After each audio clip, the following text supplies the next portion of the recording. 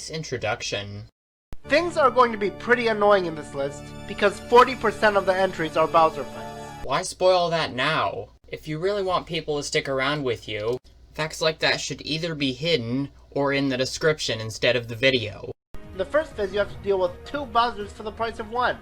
They can hide in their shells to negate all the damage you give them, but that's nothing compared to phase 2. I think you may be exaggerating the difference a little bit. This time, the 2 morph together to create an even worse Bowser. Worse as in hard, or worse as in just bad? Of course you can heal from it, but if your speed isn't high enough, she'll get the first turn. Then make sure you come in with high enough speed. At the number 3 entry of this countdown, we have our next and thankfully last Bowser entry on the list. Why do you hate Bowser so much? He's the main villain in like every Mario game. Now, I have a confession to make.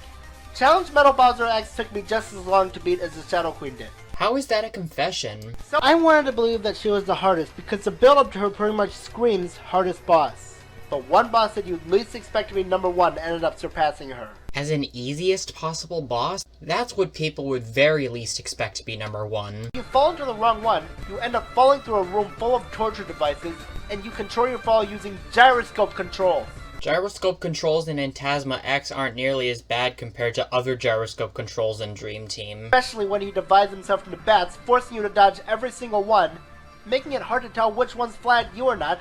Just look at the shadows. And when he hits you with shockwaves, and doesn't give you enough time to move out of the way. You showed the regular Phantasma and didn't expect me to notice, did you?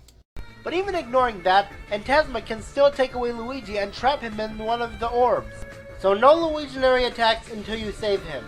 Did I mention he also mixes them up, making you have to follow the right orb? This wouldn't be so hard if some orbs didn't go behind him.